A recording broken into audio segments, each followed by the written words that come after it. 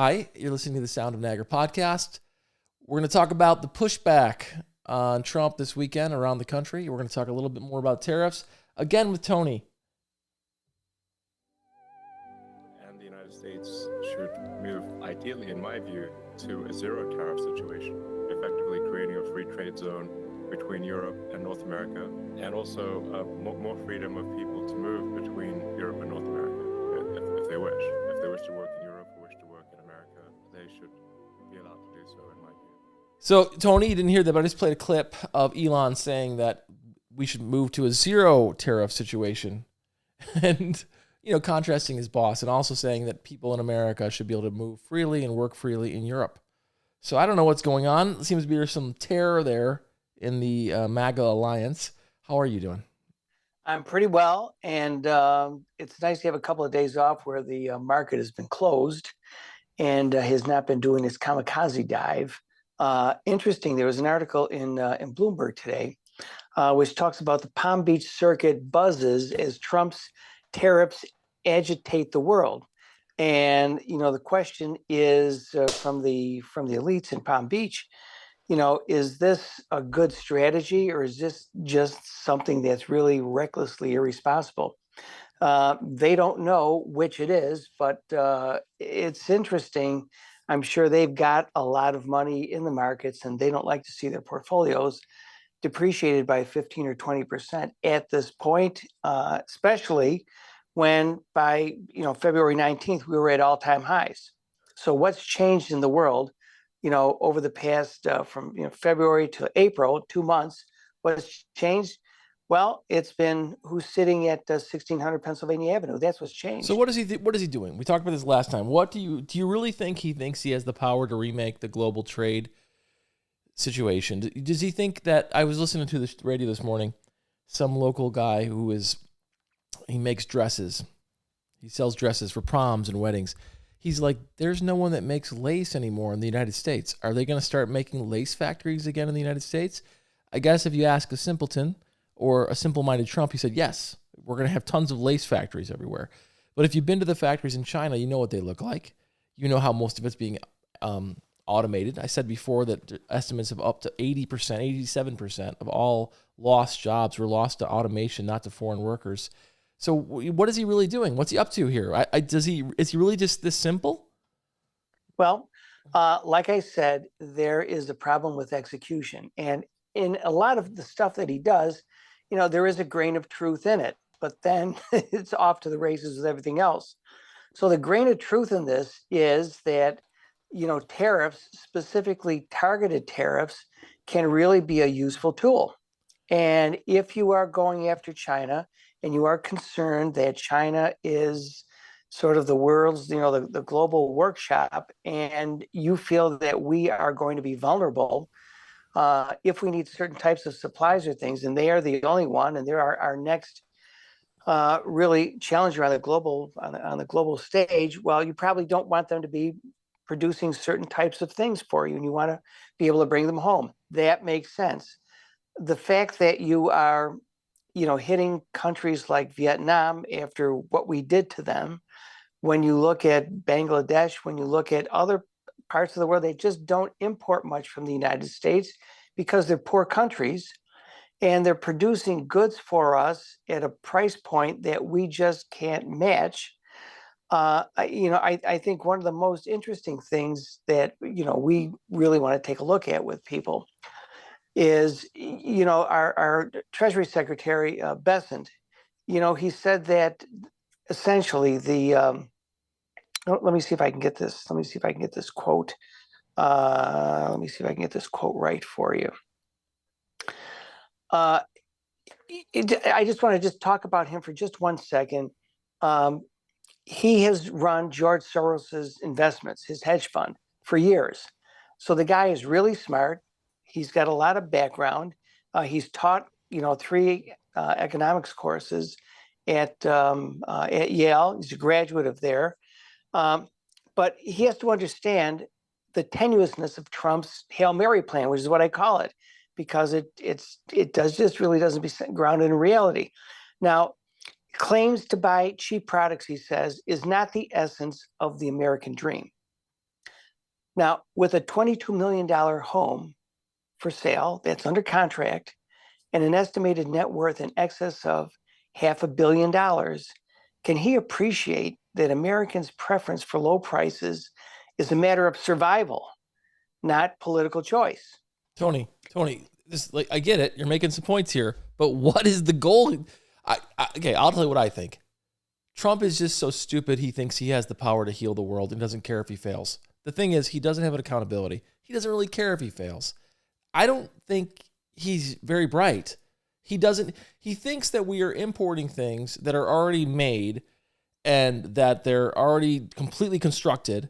But as we all know at this point, these things cross borders multiple times. I guess for example, a car part or a car the parts can cross the border up to 10 to 15, even more times when you're constructing a car. Is every single time going to be taxed, or a tariff is going to apply to every single time? I agree. So does he understand this? I mean, because let me just say, his simplistic view seems to be there's a bunch of plotting Chinese guys sending products to us that we don't want. And like the question, how do Chinese products get here? Let's just start there. How do Chinese products get to Buffalo or to Western New York or to Southern Ontario or to anywhere in the world? It's because somebody buys them. They say, I want these products, right? Somebody in Buffalo, a retailer, whoever it would be, travels to China and says, I would like you to be able to manufacture XYZ for me. And can you do it at a given price point? And if they agree, that's the deal. I mean, you don't have these container ships just showing up on our shores, right. Willy-nilly. That's my point. And so somebody in Western New York or Southern New York or New York said, hey, we can make this way cheaper in China. Just like if you're a local producer, you may go to Temu or to Alibaba and say, hey, we can get this way cheaper over here. And Trump thinks that the problem is the Chinese, but it's not the imbalance of assets and resources in a global market. So is he trying to create a local domestic U.S. market for everything? Is he trying to go to the North Korean model of self-reliance? We go ahead. I mean, Nate, there's a cognitive dissonance here. On the one hand, he claims that he wants to be able to get $600 or $700 billion worth of revenue from tariffs, all right, in order to be able to score the tax plan that he's got. Because if the Republicans don't have tax cuts, they don't have anything. And, he's the guy who signed the Tax Cuts and Jobs Act from 2017. And it is expiring at the end of this year. This was their design. And if you want to blame anyone for saying there's going to be a tax hike, it's those people who passed it. So is it as simple to say that he wants to get revenue from tariffs, which is really a tax on consumers, right, so that he can cut taxes on wealthy people? Well, let me say this. I think it's very difficult and both of these parties are in a box. The Republicans, it's just no way, no how can they raise taxes? Can't be accused of raising taxes.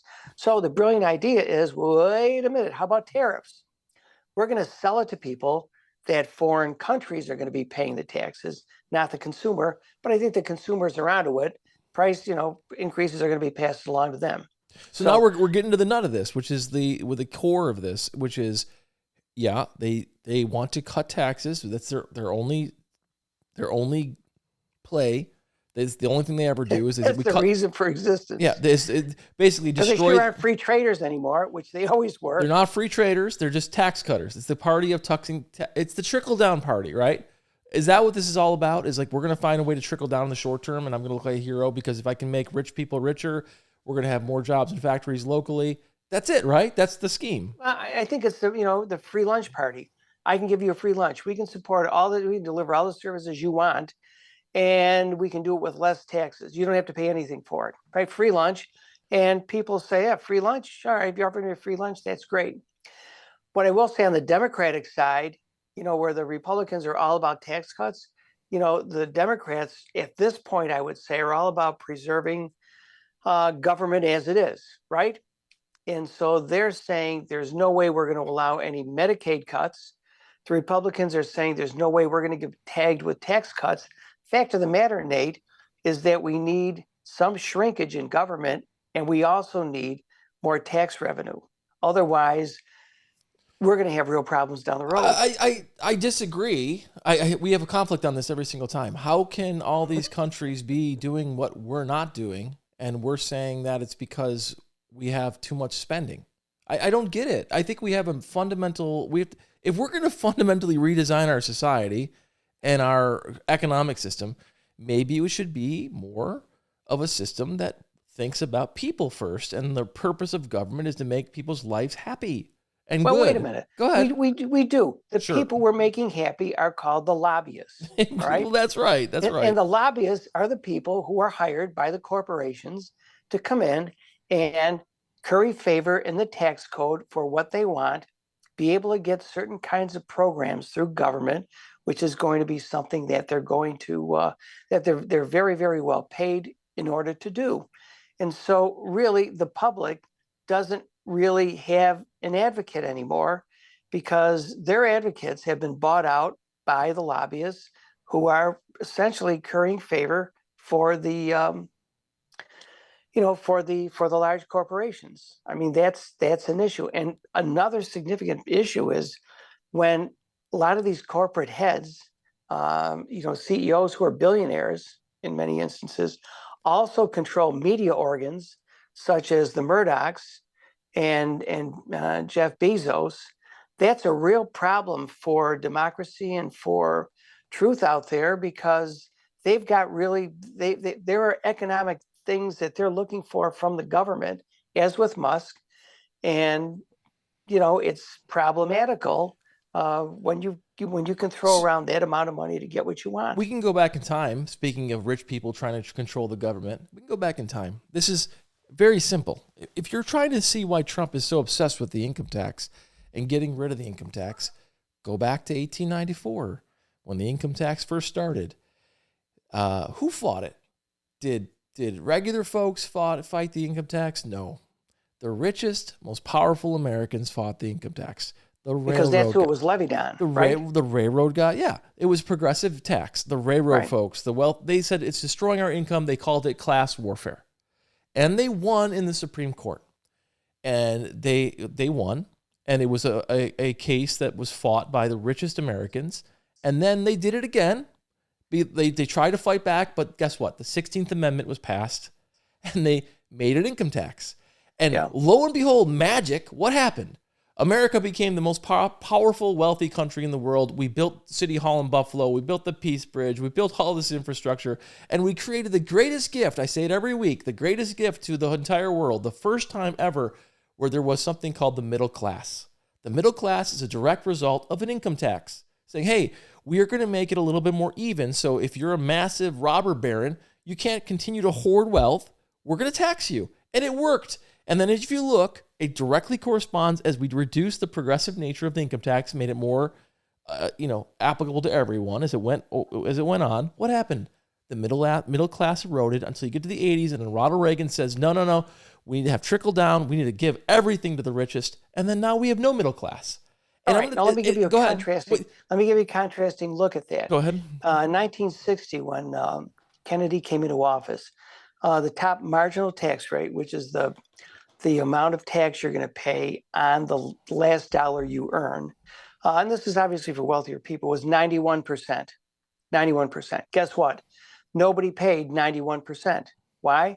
Because we had a raft of loopholes in the tax code, which allowed them to avoid that tax by making certain investments or doing certain other kinds of things.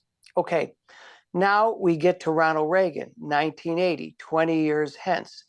And what we find is that there were so many loopholes in the tax code that economic decisions were being made not on a rational basis, but just to save tax dollars. And it got to a point with tax shelters where people didn't even care whether there were any economics to the deal. They just wanted 3-to-1, 2-to-1 write-offs to be able to get through the tax year. He comes in and then says, look, what we're going to do is flatten this. We're going to get rid of we're going to, drop the rates to 28%, capital gains and ordinary income. And we're going to get rid of a lot of these preferences in the tax code. And that was sort of good because the Christmas tree, of tax benefits got reduced in size. But I'm telling you, they couldn't keep it there. And shortly thereafter, the tree began to grow again, which is where we are today. Well, it created a crack cocaine or cocaine-like situation where you infused the 80s with this money. But what happened over the last 30, 40 years is everything was eroded. Our society was eroded. Our communities were eroded. Everything was eroded. You need to tax wealthy people. And it's become, they're so good. They're so good. I'm sorry, Tony, to say this, but they're so good at convincing us that this is even wrong to say. You shouldn't even say this. But look at the history. Do you think, I'm going to ask you directly, do you think that in the 1894, if the wealthiest Americans were fighting the income tax, and they fought it every year after that, for the decades and decades that they tried to get rid of it until the 16th Amendment was passed, or the years until the 16th Amendment was passed, and then thereafter, why do you think it's different today? It's the same story. It's the same exact story. Don't you think it's the same forces at play here? Nate McMurray, Nate McMurray can't even get in the Treasury building. He can't get in to see a congressperson or a senator to say, I think this is what should be done in the tax code. This is something that I think is going to be fair, whatever the case would be. You can't. All right. Mm-hmm. But the people who've got a lot of money, the corporate interests who've got a lot of money, a lot of stuff at stake, they can go in and they can say, I'm going to help you stay in office, but you have to get this preference in the code for me. And I can give you all the reasons, because I got very smart people telling you why it just makes complete sense for me. The problem is when all the me's who've got all the money have convinced everyone in Congress, the 535 people, we're going to pass this legislation, amending the tax code. But when you look at that, where can a guy like Nate McMurray, anyone else come in and have any leverage to get anything passed that's in their interest? You can't. You can't. And if you or I or anybody else make a mistake, they come down on you like a ton of bricks. But like Elon Musk doesn't pay any tax. Tesla paid no tax last year. It's a joke. The whole thing's a joke. And you're right. They did make many, many loopholes over the years. And the lobbyists, they whittled down the purposes of any of these taxes and any of these laws. There's so many exceptions, especially for the wealthy. Not for the regular people, for the wealthy. And they're going to say, well, they pay more tax than you do, but not a percentage-wise. They pay nothing. Go ahead. Let's just talk about real estate for a second. Okay? You buy a piece of real estate, and let's say you pay $1 million for it. Well, that ends up getting depreciated. What that means is over the course of, let's say, 20 or 30 years, you're taking 1/20th or 1/30th a year of that, and you are able to take that artificial loss and put it against your regular income, okay? Now, the amazing thing is that, are you familiar with any real estate that doesn't appreciate? No. My house. So, I mean, the crazy thing is, that is the greatest preference in the tax code, which Trump understands also. And many real estate magnates understand also. They're able to take current tax losses against their income, reducing their income now on an asset that they know is going to be worth a whole lot more in the future. And then, it's well said. So you have a situation. So this is what drives me so crazy. He gets up there on, what'd you call it? Liquidation day, not liberation? Liquidation day. So he gets up there on liquidation day and he's like, hey, we're going to get rid of these taxes. The income tax was the worst thing ever. And here I am watching it, knowing the history and realizing, oh yeah, this weirdo is basically preaching what they preached in 1894, that rich people are the creators and should be protected, and they shouldn't have to pay an income tax of any sort. And even though that's what we know created the middle class in America. So he's preaching this from the same playbook, a man who just made $800 million on a fake currency by ripping off his believers. So the thing I am worried about, or have been worried about, is the problem with Donald Trump is he speaks to the working class in a way that resonates. He has that, his finger on the pulse, whether we like it or not. And the Democrats sound completely out of touch still, and completely misguided still. And I'm afraid that a man preaching on behalf of the most wealthy Americans in a way that sounds reasonable to the working class is extremely dangerous. I agree with you. And I also want to say that optics are really, really important in politics. Would you agree? Yeah, totally. I mean, as a matter of fact, optics, I would say, are probably more important than substance because Yes. people would, right, rather see a Yep. picture or a clip than otherwise. Now, when you see Trump and he's got his, he's got his cap teeth, right? Yep. He's got the orange skin. He's got the bouffant hair, right? It's a look. He's got he's got the thumbs up. He's always got attractive women around him, whether they're nutty or not is Yep. another issue. But he's got that. Everybody who he hires ends up looking beautiful. It's all about the look, right? Yep. So he's got that. And then you've got Joe Biden shuffling, No, 6 feet to a podium. It's also hard. This is gonna be another controversial thing that people are probably mad at me for. But when I first realized we had a problem when I was running for office, and I'm talking running for office for local office a long time ago, and I went to a rally because this is when Trump was first starting to say his nonsense and running for president, and I went to a rally. No, actually, I went to a rally for the Democrats, and everyone there was old. And nothing wrong with being old. I'm going to be old. I'm getting older by the day. We're all getting That's older. if you're lucky. That's right. If you're lucky. Yeah. But like I realized, where are the young people? And then I went to a microbrewery. I don't even drink, but I was invited to go to this thing. And there was some sort of right-wing group there, young group. And everybody was dressed well, looked sharp, smiling. And I was like, wait, they're kind of like becoming like the cool group. I realized it right then. I was like, I'm worried that because like in the 60s, like the lefties were like skinny and handsome and like out there at Woodstock, and everyone who wouldn't want to hang out with the girl with the long blonde hair. And I was worried because I was like, oh my gosh, from just a pure human perspective, they're going to attract more people because they have a good look and whether the content is good or not, I saw these young men excited to be part of this. And I do think it's something that we need to talk about because if you're in politics, politics is about marketing. It's about messaging, whether we like it or not. It's about selling.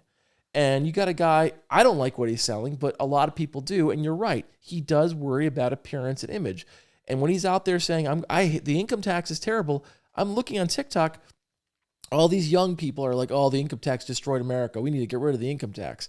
They just take the brainwashing. Because of the appearance, because of the look. Yeah, like the Manson family, when you had that, what's that called?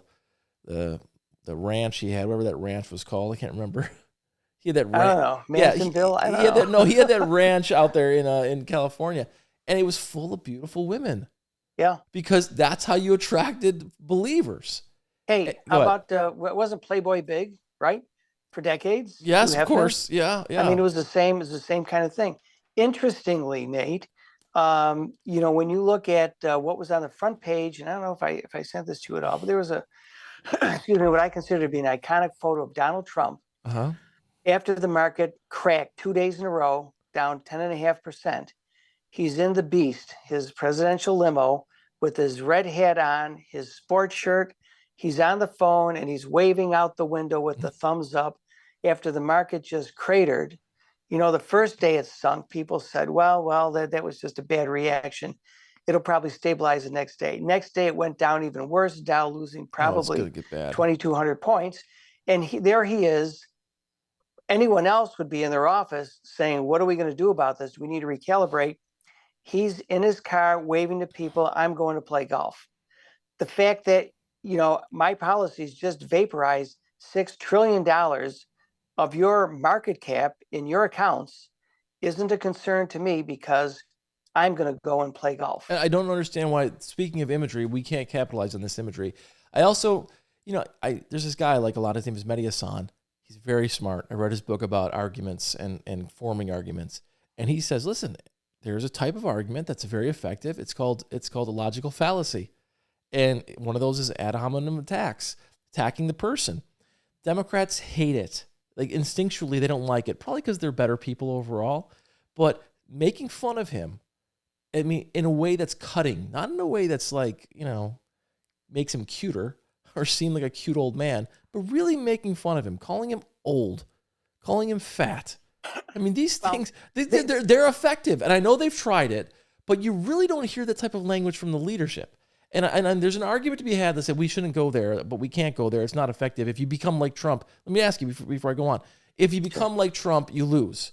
The way you beat him, Biden beat him because he was a nice old man, and that's how you win. Let me give it. All right. What do you think? All right. So here is the phrase. Are you ready? Yeah.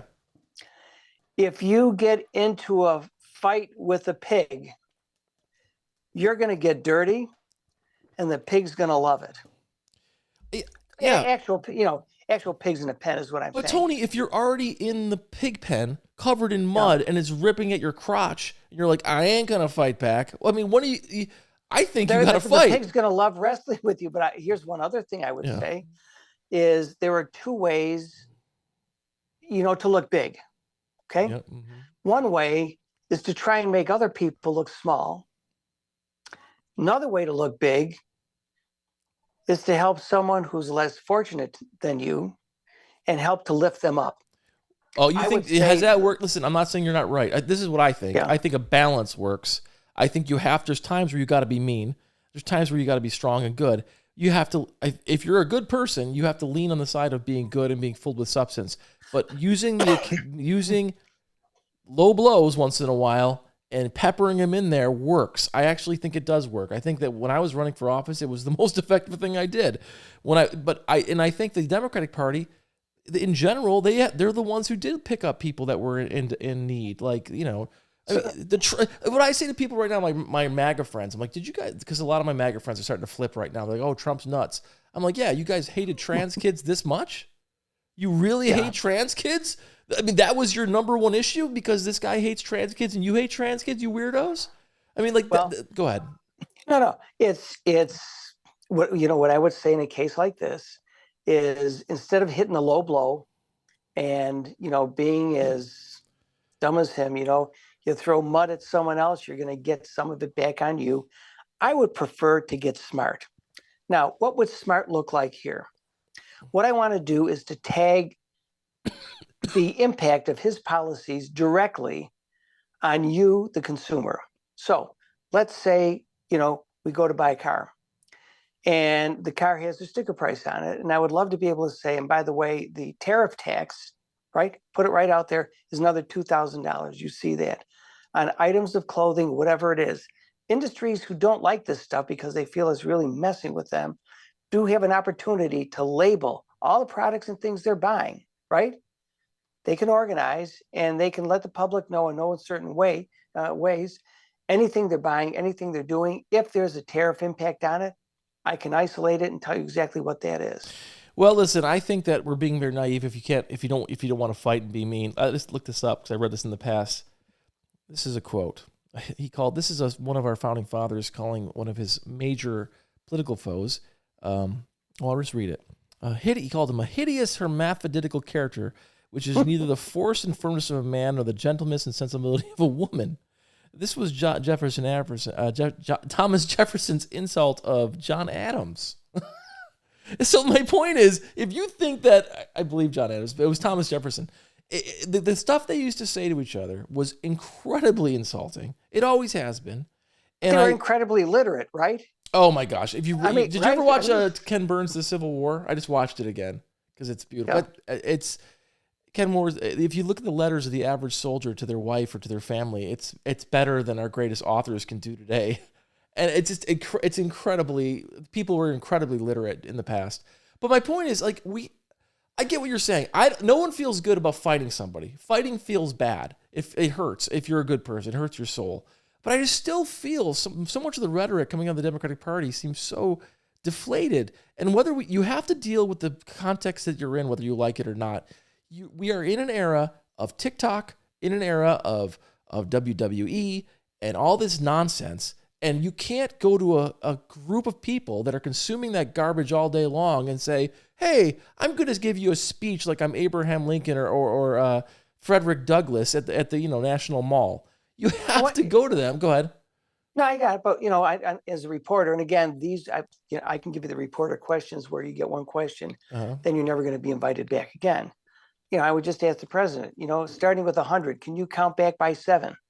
Yeah, why don't they do that stuff? Can you do that? Can you do that right now? I would also say there are news reports that you agreed on this tariff plan at 1 o'clock, and you end up rolling it out at 4 o'clock. And you waived this book, okay? This tariff book, 350 pages in his presser. Have you read any of it, or do you just look at the cover? Because on page XYZ it says this. I mean, people just don't take him to task in a really drilled down fashion where there's nowhere for you to hide. They don't, and it's sad and scary. But I want to go to the protest that happened this week, and there's protests all over the country. Thousands of people in Niagara Square in Buffalo. By the way, do you know, I didn't know this. I knew this kind of.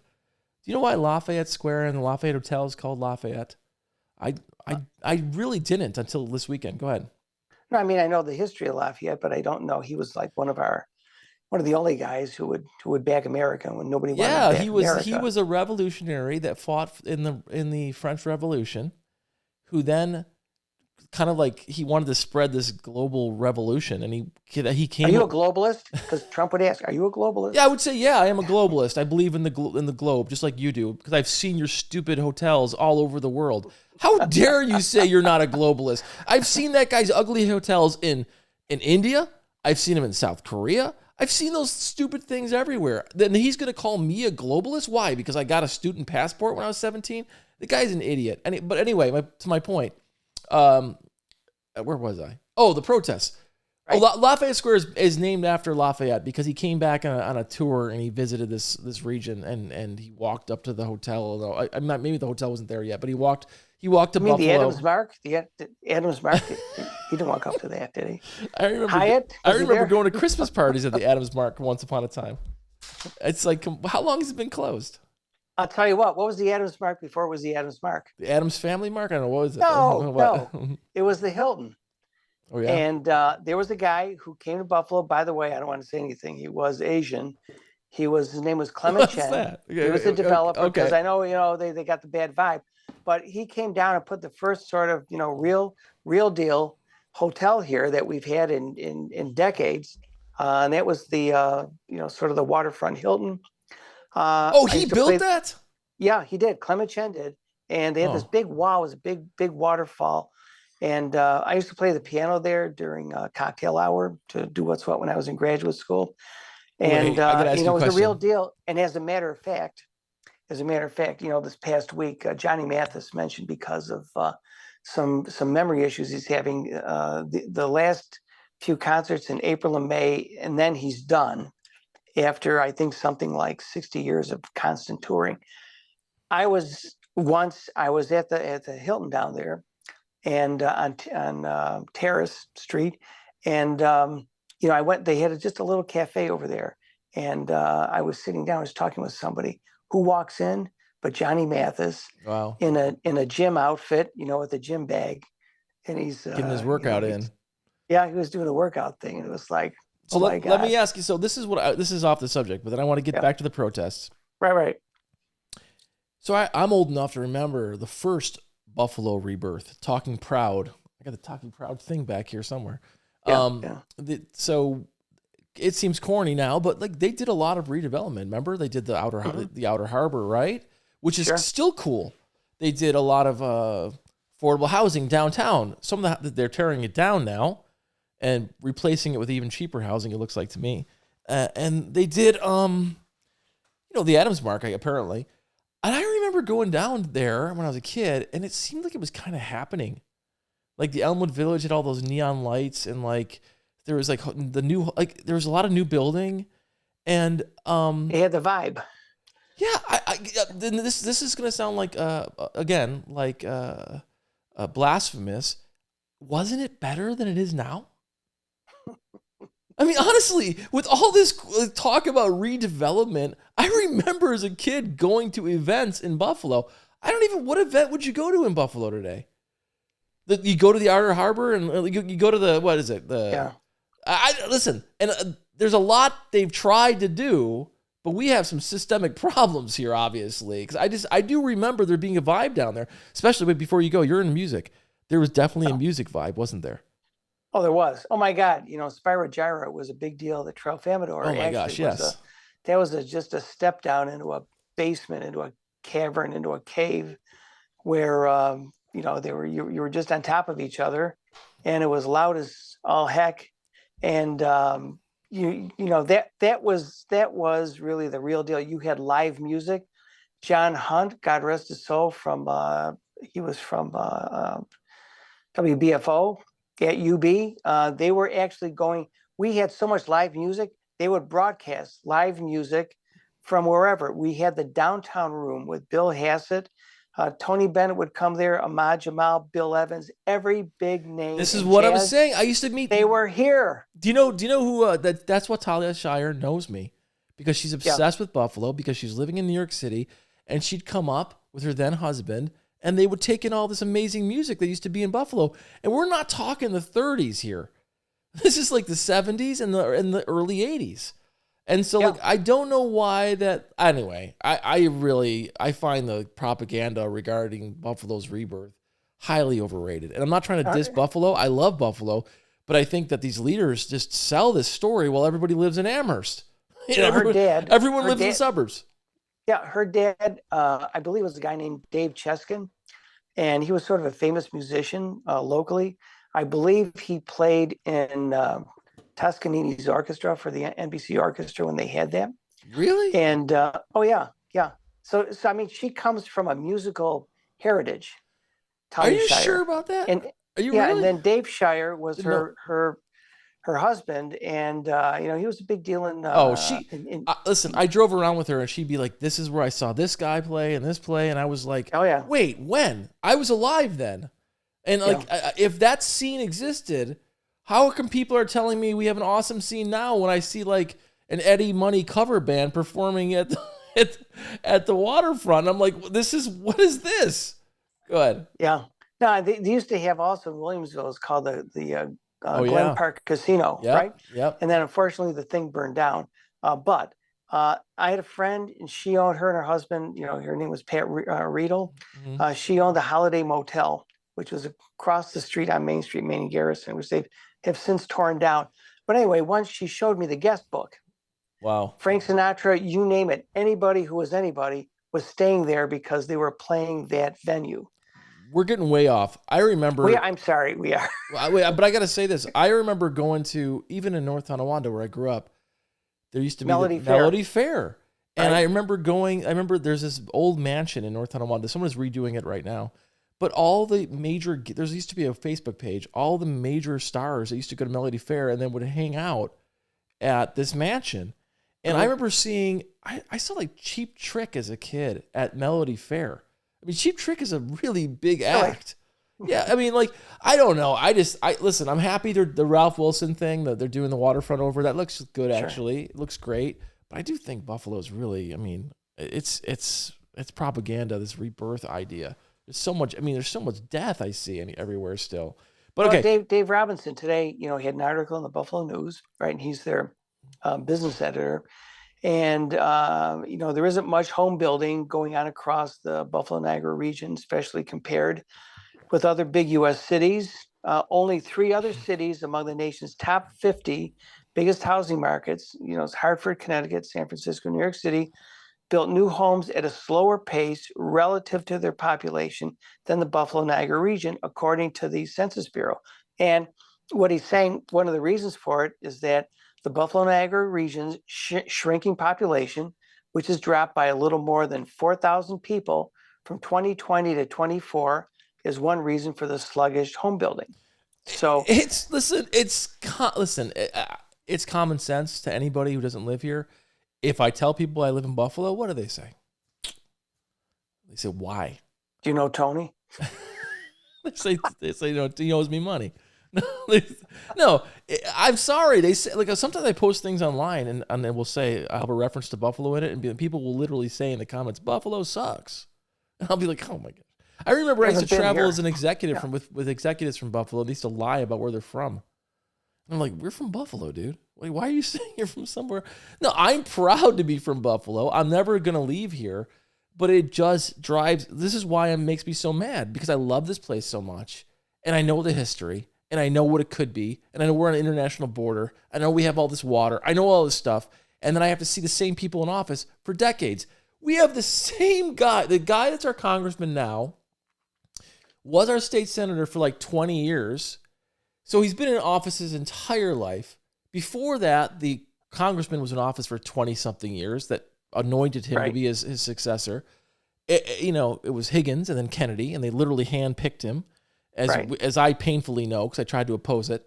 And then the county executive has been in office for nearing 20 years. 20 years. Like I remember when I was in law school, I met a young Byron Brown, and they said, we have a new fresh-faced guy here. He's going to be the mayor. And I was like, oh, great. And he just got out of office a year ago, and now he's running a casino. So, like, it's if you just move back a little bit and you look at Buffalo, you're like, this is a messed up place with this messed up leadership for how many years?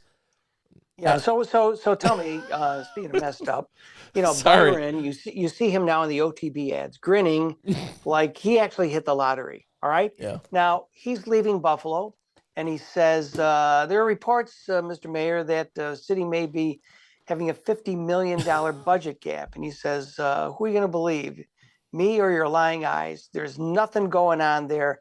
Not a problem.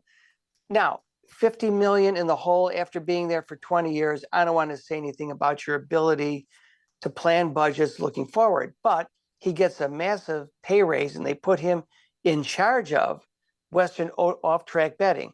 Well, wouldn't you think, Nate, if you were hiring a CEO and you looked at the former track record they had, and he's leaving his other job with a $50 million budget gap, dumping it on the next guy, really, is that the best candidate you're going to get for a position? I don't think so. We could talk all day about the OTB. It's one of my favorite things to talk about because it's so messed up. For those who don't know, there used to be these little pari-mutuel, which that means is like horse racing and harness racing places all over the New York State, and they were thinking about getting rid of them. And a bunch of Republican people, assemblymen and state senators, got together and they lobbied Pataki, the governor, to save them. And the idea was, hey, we can turn these into little political fiefdoms for our team. And so they made this casino in Batavia, New York. And I love Batavia, but the last thing that Batavia needed is a casino to prey upon its people. And they put a casino there. They said it was going to be this. It was going to save the baseball team because once upon a time the Muck Dogs it was the smallest city with a pro team in the country. And they said it was going to save everything. It's going to save the town, this casino. All it's done is fed off the town and bled the town, as casinos always do. And we have a couple of them in Buffalo. And, the one that gets all the hate is the Seneca Casino in Niagara Falls, but it's actually the only one that looks good is that one. But anyway, so they put this casino in they made this casino organization. It was a quasi-government organization, right? And it was going to be managed by the people appointed by the different counties that it served. But those counties were all Republican counties, and that was by design to give control over this casino to these Republican cronies. And so the casino could basically feed its own out there in the middle of rural New York. And this casino was there for decades. Many people complained about how it was run. There was an audit by the comptroller that said this thing is a complete grift, wagon. And it's a complete joke. It's built. They didn't like it, in other words. There's been so many investigations of it. There's been so many complaints, but for some reason, nothing's ever done. So finally, our state senator, current congressman, Kennedy says, hey, I got a plan. I'm going to shift control from the Republicans to the Democrats. So all that happened is you appointed Byron Brown, the most failed mayor in history and Kennedy's political buddy, to run the casino for several $100,000 a year. And nobody complains because we have a dwindling populace that's not really up on the issues. And then most people watch the national news and they say, well, I think the Democrats are bad if you're a Democrat. And if I think the Republicans are good if you're a Republican. And then nobody really thinks beyond that because they're too busy and worn down when the corruption really crosses over to both sides. Well, it does. It does, certainly.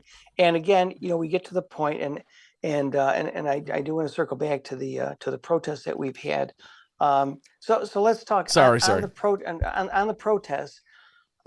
This, I think it's, I mean, I think it's great that people have had an organizing principle or theme, and they came out over the weekend and they did that. But I think, a one-shot Nate isn't really going to get it done.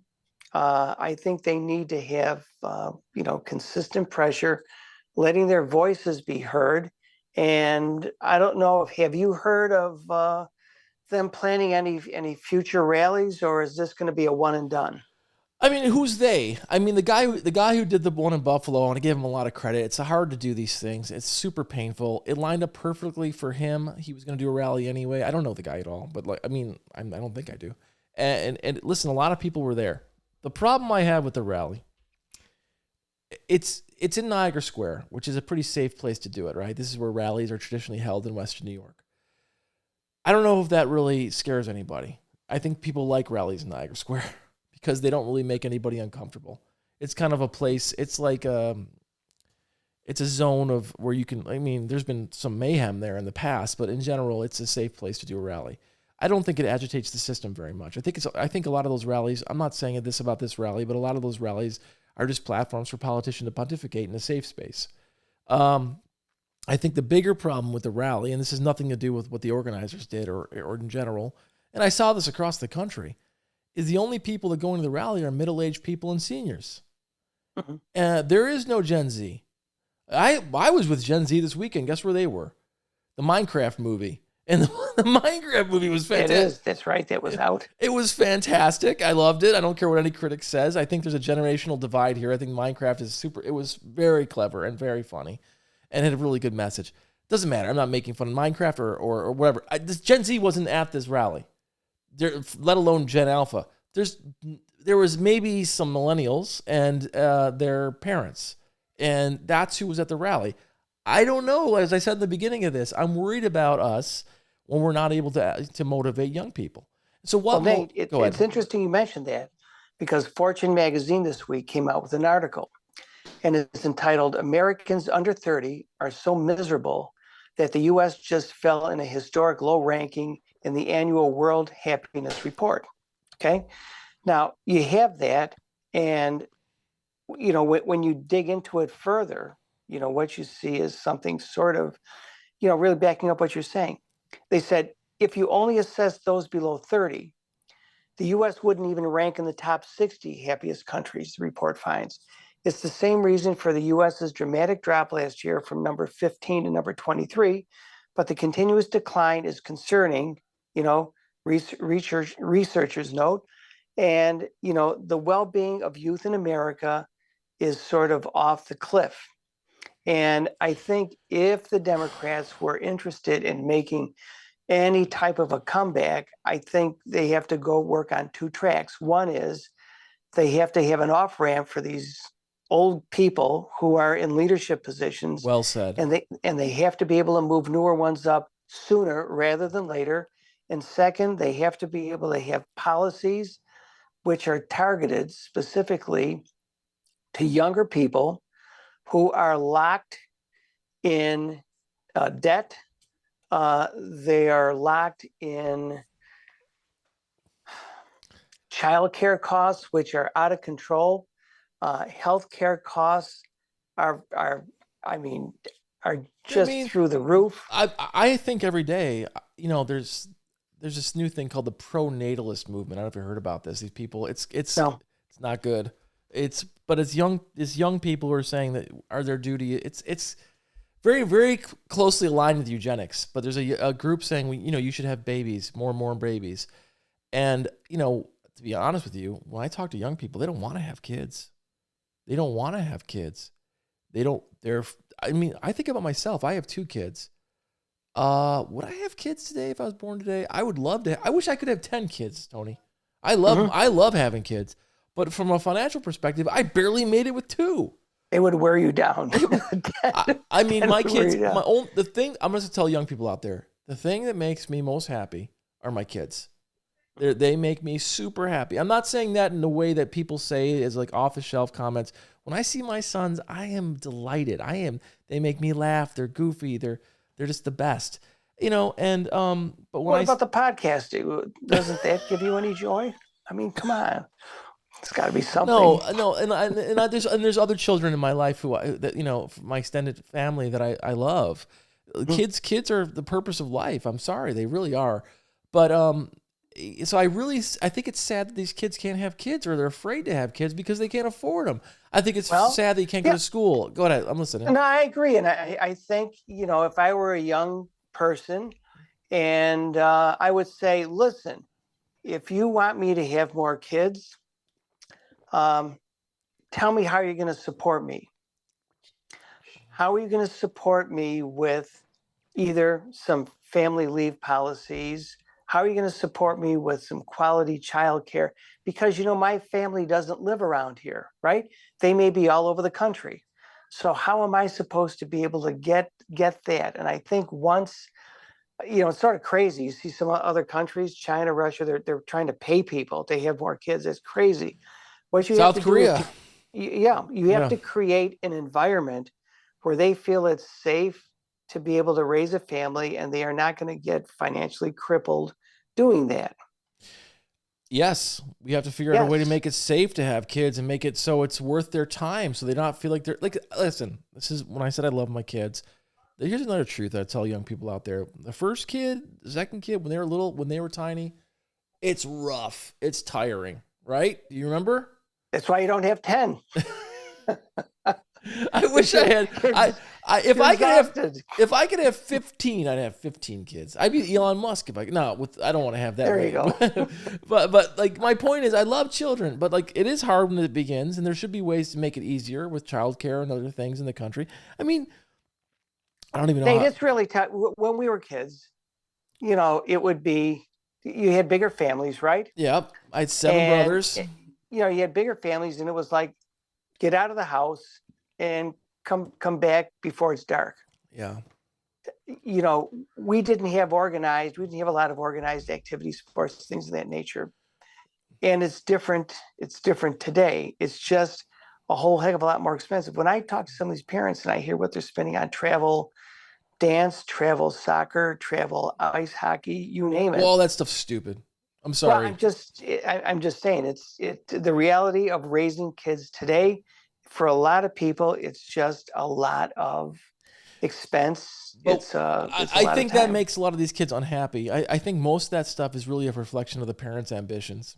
Sorry. Mm-hmm. I also think there's a lot of social engineering that goes along with families. They want their kids to have the right friends. I had some of the worst friends in the world. And those are some of my favorite people. And the other thing is, like, I saw, like, true? Your friends, most of your friends are either dead or in prison. Is that true? No, like, there's a lot of them, yeah. I remember, I mean, if my mom knew all the stuff I was up to as a kid, dear Lord, I saw this little kid. My friend is very, very wealthy, and he's the president of a bank. Oh. And I was talking to his wife, and she's like, I don't know how my son can make friends, and they're in this very wealthy neighborhood down south. And I said, she's South like, Buffalo, so East Aurora? No, not Kaisertown.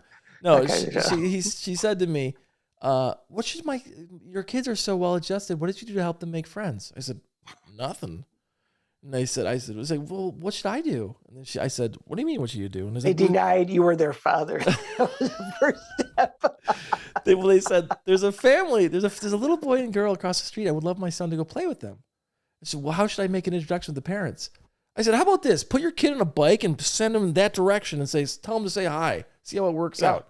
So, like, I mean, part of this is just, people are just weird now. They want to micro-engineer their kids' lives. Like, I mean, yeah, my mom was working. I had to get here. Okay, let me take a step back. If I really think about it, everybody has more than they did when I was a kid, right? Sure. Yeah. I mean, like, when I was a kid, we had one cruddy car that never worked. Yeah, right. It never worked, and the house was always cold. We're always fighting for underwear and blankets. There was no power steering. I'll tell you what. Our house was so small. Now you're gonna ask me, right? Right? Go ahead. How small? How small was it? Yeah, how small was it? Yeah. It was so small, Nate, that the bedrooms, we couldn't fit a door on the bedrooms, except for my parents' room. But we couldn't fit a door on it. We had a curtain. that was, and it was, by the way, the house had been demolished by the city at this point. So if anything happens to me, I can't say this is his birthplace because it's going to be dirt. But to my point, you grew up in a civilization that was way worse than mine, and then it's getting better and better. But why are people so unhappy? I think I have the reason. Go ahead, you tell me what you think. What do I think? I think the secret to success is counting your blessings, and I think a lot of people have no idea just how good they have it today. And for us, we have that past history where we said, I didn't have a basement in my home. I didn't have central air. What we had was something called awnings. Okay. And that kept the house cooler. What else? We didn't have thermopane windows. We had something called storm windows that we had to put on. We didn't have a wood burning fireplace. We had something for the stovepipe to go up through the roof on. So it was a different. But I think there's a reason. I think different deal. Those are all true. Maybe we should be more thankful, everybody, because I'm telling you, I drive around. I can't believe the number of people that have full court basketball courts in their backyard. I just can't. But just stuff like that. Oh yeah, sorry, you got to go. No. It's just where I was at Emerson. I lived near Emerson High School. Yeah. When I was a kid, this was on Sycamore Walden area. Hold on, just one second. No, while you're doing that, you can still hear me, so I'll go into this.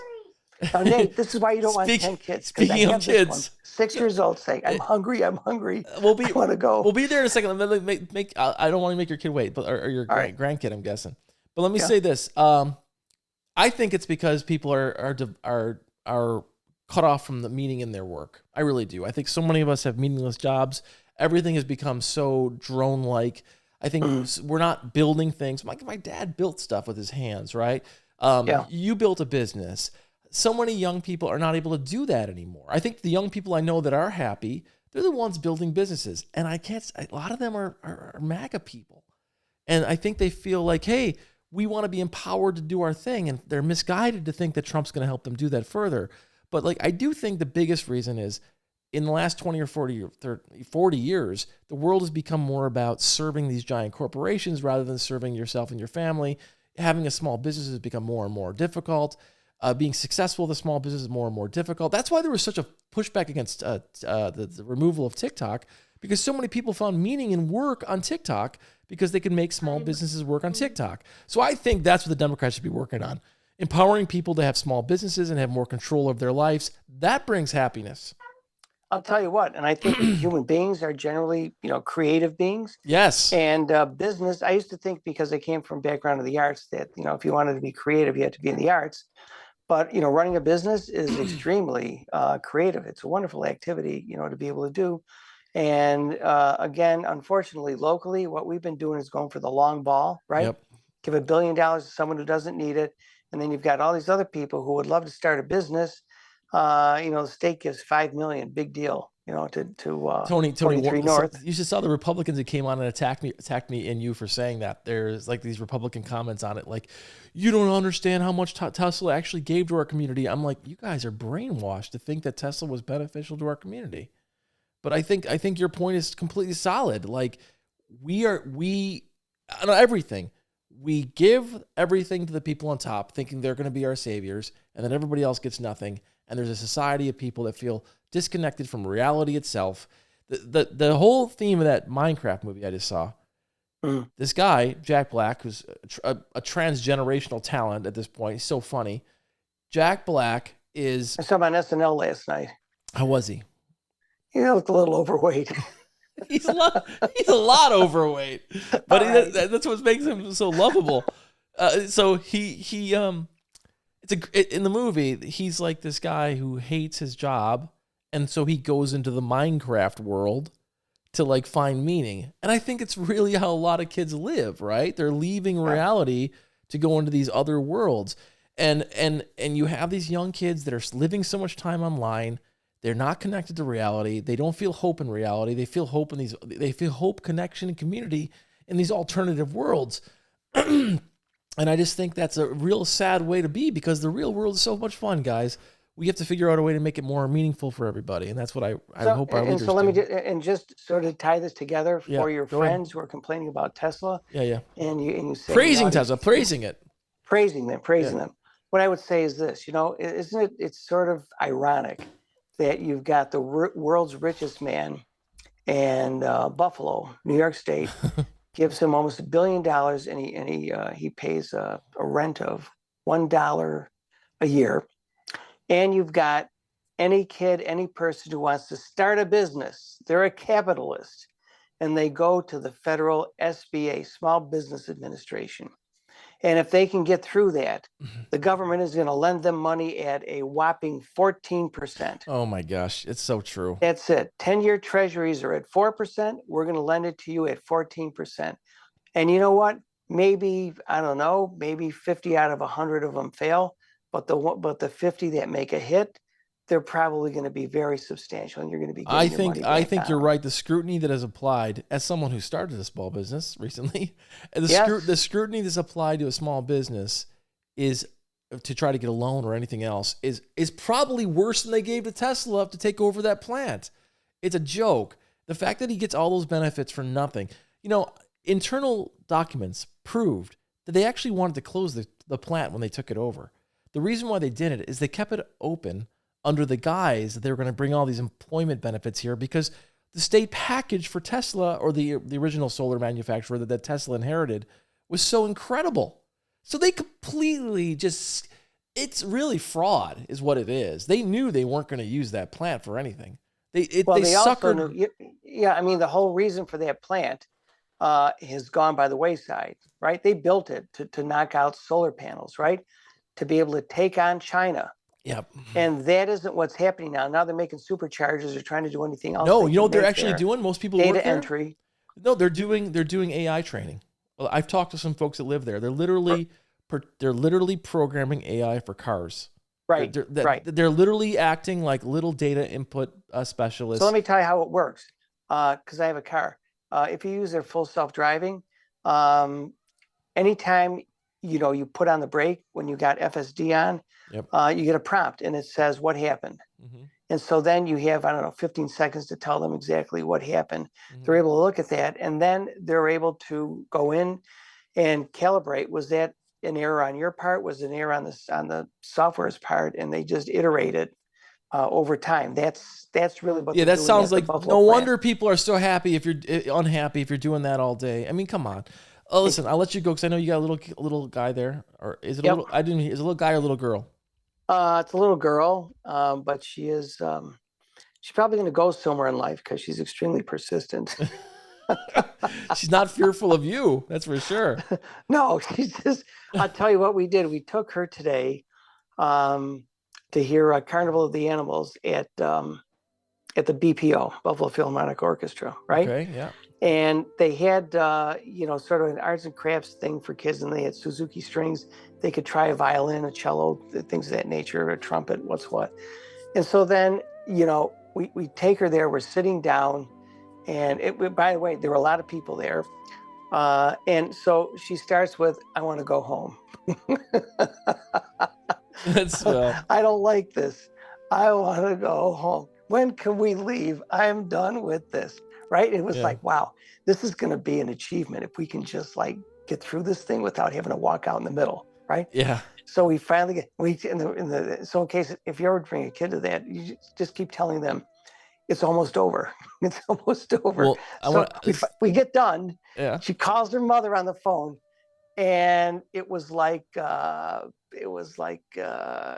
this the same kid? How was it? Oh, it was great. I liked it. I said, but wait a minute. You said you hated it there. Well, it's how it is. But I want to say before I'm going to take this off, congratulations to my son. All-state voice. He plays cello, so maybe your grandkid's going to get that way too. So they got the musical roots in them. So, all right, Tony, I'm going to turn it off. Talk to you soon. All right, take care. Bye.